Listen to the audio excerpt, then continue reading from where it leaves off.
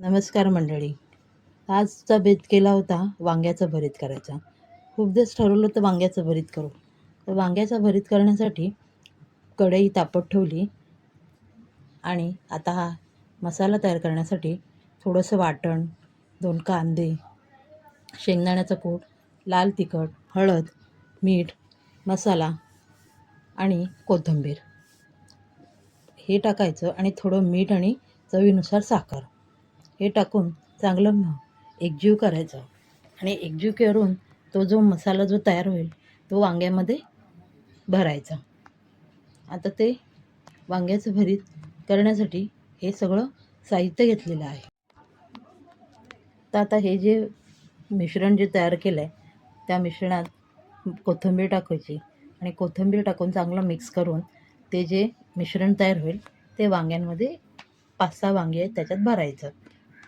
आता चवीनुसार मीठ टाकलं. मीठ टाकल्यावर थोडीशी साखर चवीनुसार, कारण साखर टाकून चव ही चांगली येते. मीठ आणि साखर टाकली का मसाला चांगला बॅलन्स होतो. तर आता हे जे मिश्रण बनवलं आहे ते जी मी वांगी घेतलेली आहे त्या वांग्यांमध्ये भरायचं.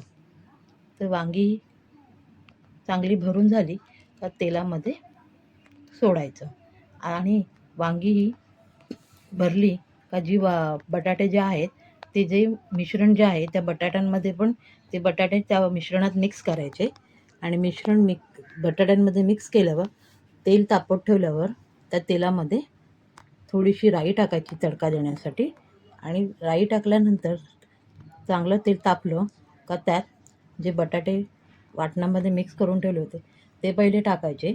मग चांगली चव येते आणि मग ते बटाटे टाकल्यानंतर जी वांगी मसाला भरून ठेवलेली आहेत ती वांगी त्या पॅनमध्ये सोडायची आणि सोडल्यानंतर जे मसाला जो उरलेला आहे ताटामध्ये त्याच्यात पाहिजे तेवढं आपल्याला कन्सिस्टन्सी जशी पाहिजे तसं त्यानुसार पाणी टाकायचं आणि पाणी टाकल्यानंतर झाकण ठेवून अर्धा तास वांगी शिजली का वांग्याचं भरीत तयार. ही वांग्याची रेसिपी आवडली असेल तर लाईक करा, शेअर करा, सबस्क्राईब करा. कोकणची सुगरणी